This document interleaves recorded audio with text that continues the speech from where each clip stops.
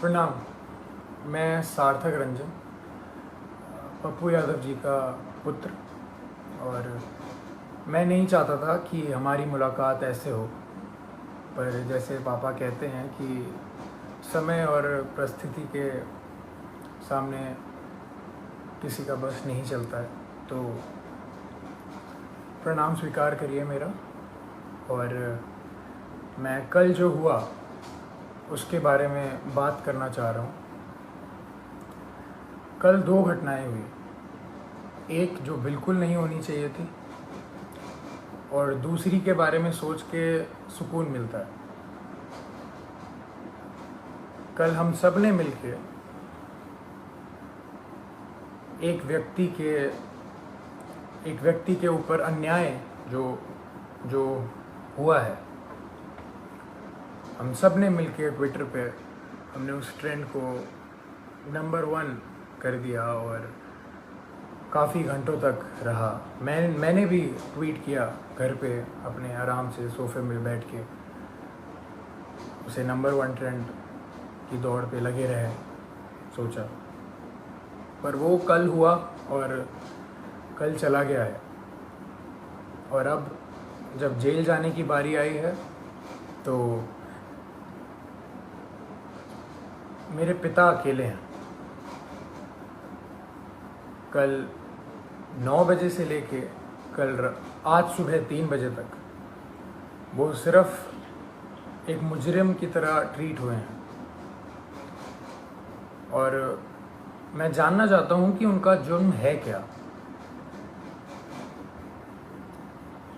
Hospitals की जो हालत है बिहार में, उसकी सच्चाई दिखाना जुर्म है, या दवाइयाँ नहीं हैं तो जिनको ज़रूरत है उनको दवाइयाँ पहुँचाना जुर्म है, लोगों को खाना देना जुर्म है, या जो काला बाजारी चल रही है दवाइयों की उसको पेश करना जुर्म है। सबसे बड़ा जुर्म मेरे को ये लग रहा है कि एक नेता के घर पे जो छापा मार के उन्होंने आप लोगों के लिए जो एम्बुलेंसेस यूज़ होनी थी वो बस घर पे पड़ी हुई थी, और वो बस ये चाह रहे थे कि वो सारी एम्बुलेंस यूज़ हों आप लोगों के लिए। मुझे लग रहा है कि यही जुर्म उनका सबसे बड़ा रहा।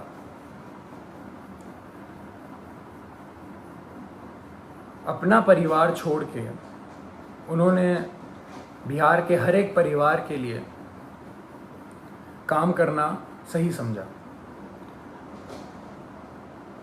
हर एक परिवार की एक भी पुकार अनसुनी ना जाए, उनका बस यही मकसद है। शुरुआत से मैं हर रोज़ बात करता था उनसे, कल के पहले तक हर रोज़, और बस एक ही चीज़ पूछता था मैं उनसे कि क्या आपकी तबीयत ठीक है, क्योंकि मैं भी घर पे बैठ के आराम से आप लोगों की तरह बस देखता था कि वो उनकी वीडियोस कि कभी वो कोविड वार्ड में जा रहे हैं, पेशेंट्स के बीच में जा रहे हैं, मुर्दा घर जा रहे हैं, या भीड़ के बीच में खाना दे रहे हैं, या कोई माँ उनसे गले लग के अपने बेटी या बेटे के लिए रो रही हैं। तो मुझे भी यही लगता था, या तो कभी किसी मुर्दा के साइड में खड़े हैं मुर्दा घर जाके, तो वो देख के मेरे को बस यही लगता था कि दूसरी बॉडी मेरे पिता की भी हो सकती है इस महामारी के कारण। और हमेशा जब भी मैं उनसे पूछता था कि पापा मास्क पहन रहे हैं या सैनिटाइज कर रहे हैं या कुछ ध्यान रख रहे हैं, तो वो कहते थे कि मुझे कुछ नहीं हो सकता, क्योंकि मेरे साथ पूरा बिहार है, उनका स्नेह है, उनकी दुआ है। और वो आज अकेले बीरपुर में पूरी रात नहीं सोए हैं और अकेले हैं, और जहां उन्हें रखा गया है वो बिल्डिंग किसी भी वक्त टूटने के दम पे है। और जब ऐसा व्यक्ति इतना काम करके, इतनी सच्चाई से काम करके अकेला पड़ जाए, तो बुरा लगने वाली बात है ये कि उन्होंने हर एक घर के लिए अपना घर छोड़ा है, अपने घर की जिम्मेदारियां छोड़ के आप सबके बीच रहने का संकल्प लिया, आप सबके लिए जीने के लिए संकल्प लिया। हमने कल बहुत साथ दिया उनका ट्विटर पे और इस पे नहीं, पर सिर्फ ट्विटर ही चीज़ नहीं रह गई है, सिर्फ नंबर 1 ट्रेंड होना ही नहीं रह गया है। जब ऐसा व्यक्ति अकेला पड़ जाए जो रात दिन सेवा करे लोगों की और लोगों के लिए ही जिए, अपना सब कुछ छोड़ के, अपना सब कुछ त्याग के। हम लोगों ने बोलते थे आ जाइए, आप वापस आ जाइए, ठीक नहीं है, रिस्की है, सही नहीं रहेगा, मगर उनका एक ही कहना था हमेशा कि बिहार के लोगों को मेरी ज़रूरत है और मैं बस वही कर रहा हूँ। अपने बारे में, अपनी जान के बारे में बिल्कुल ना सोचते हुए वो बस आप लोगों के लिए काम रात दिन करते रहे।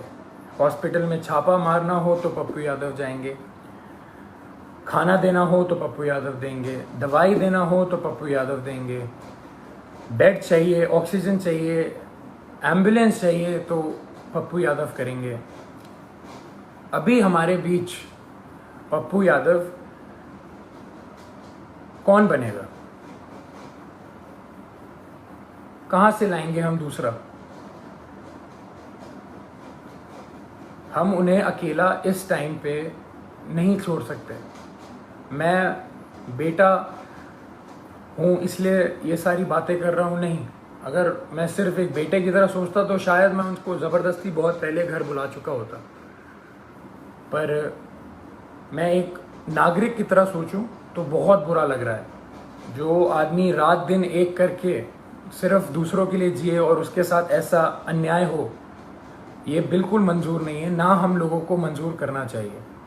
मैं पहली बार आया हूँ आप सबके सामने और ये बिल्कुल भी एक्सेप्ट करने वाली चीज़ नहीं है जो हुआ है मेरे पिता के साथ। कल से हुए जा रहा है और अभी भी हो रहा है। बाढ़ का पानी हो, बाढ़ के पानी में चलना हो, या इस महामारी के टाइम पे हॉस्पिटल जाना हो, या भीड़ में जाना हो, या मुर्दा घर जाना हो, तो सिर्फ पप्पू यादव ही जाएगा। और जेल जाना हो तो सिर्फ मेरे पिता पप्पू यादव ही जाएंगे। ऐसा क्यों? ऐसा मैं समझ नहीं रहा हूँ, ऐसा हो क्यों रहा है? ऐसा होता क्यों है? हमेशा एक आदमी जब दूसरों के लिए जिए जा रहा है 2400 घंटे, तो जब उसको ज़रूरत पड़ती है तो वो हमेशा अकेला कैसे पड़ जाता है? हमेशा उसकी आंखों में आंसू रहते हैं हर एक काम करने के बाद। हम अकेले पड़ जाते हैं, उसका पूरा परिवार अकेले पड़ जाता है। हम क्यों अकेले रह जाते हैं जब वो व्यक्ति रात दिन बस दूसरों के लिए जीता है? तो दूसरे क्यों नहीं खड़े हो सकते उसके लिए? क्यों नहीं आवाज निकाल सकते? क्यों नहीं हम, अगर एक पप्पू यादव बिहार के लिए इतना कर सकता है तो सोचिए 2 पप्पू यादव या 10 पप्पू यादव या 1 लाख पप्पू यादव कितना करेंगे। मैं कहूँगा मेरे पिता का नाम सिर्फ एक नाम नहीं है, वो सिर्फ एक व्यक्ति नहीं है, वो एक जुनून है। जो वो जुनून हर एक के अंदर रहता है। मेरे अंदर भी है, मेरी बहन के अंदर भी है, मेरे भाई के अंदर भी है, और आप सब के अंदर। वो सारा जुनून एक साथ अगर काम करे तो हमारा जो पहला पप्पू यादव है वो कभी अकेला नहीं पड़ेगा। मैं दिल से खुशगुजार हूँ आप सबका कि हम सब ने कल बहुत बहुत प्यार दिया, बहुत स्नेह दिया मेरे पिता को, पर अभी रुकने की बारी नहीं है। उनको अभी तक हरास किया जा रहा है। जैसे कल रात से वो सोए नहीं हैं, खाए नहीं हैं, उनको दवाइयाँ उनको दवाई खानी होती है, उनको शुगर है, उनका 1.25 महीने पहले ऑपरेशन हुआ है, राइट पैर की नसें उनकी वीक हैं तो खून सर्कुलेशन नहीं होता है उनके राइट पैर में अच्छे से। और किस जुर्म में ये सज़ा उनको दी जा रही है, मैं ये पूछना चाहता हूँ। और जिनकी वजह से हो रहा है वो बहुत अच्छे से जानते हैं कौन कौन है, और ये बिल्कुल ना समझें कि किसी को नहीं पता है कि किसकी वजह से हो रहा है ये और क्यों हो रहा है। यहाँ कोई बच्चा नहीं है और कोई डरा हुआ नहीं है। पप्पू यादव ना कभी किसी से डरा है, ना कभी डरेगा। जब ये जुनून हर एक के अंदर है और हर एक बंदा, हर एक माँ, हर एक बेटी, हर एक भाई जब उसके पीछे खड़ा रहेगा और उसको पूरा विश्वास है कि हर एक बिहार का व्यक्ति उनके साथ है, वो कल साबित हुआ है। मैं बस ये कह रहा हूँ कि वो सिर्फ कल पे ही सीमित नहीं होना चाहिए, ये मुहिम चलती रहनी चाहिए। यही मेरे पिता का सबसे बड़ी जीत है। उनको पद से कोई लेना देना नहीं है। उनकी सबसे बड़ी जीत ही इसमें है कि उनके साथ सारे सच्चे लोग खड़े रहें, पूरा बिहार खड़े रहे, बिहार खुश रहे। उनकी सबसे बड़ी जीत यही है। तो जब हम सब में ये जुनून है तो हम सब मिलके इस मुहिम को, इस भ्रष्टाचार के खिलाफ जो हमने मुहिम छेड़ी है, जो ये भ्रष्टाचार मेरे पिता के खिलाफ हो रहा है, जिस जुर्म में जो कोई नहीं बता सकता, जो कोई बता ही नहीं सकता कि जुर्म है क्या। मैं चाहूँगा हम सब एक साथ मिलके इस भ्रष्टाचार के खिलाफ जो मुहिम मेरे पिता ने छेड़ी है, लाखों की कतार में हम एक सब मिलके इसके खिलाफ आवाज़ उठाएं और मेरे पिता को जो जीत हमेशा देखी है उन्होंने बिहार के लिए, वो रास्ता, वो राह, वो पथ पे हम सबको चलते रहना है। इसी में उनकी सबसे बड़ी खुशी और सबसे बड़ी जीत है।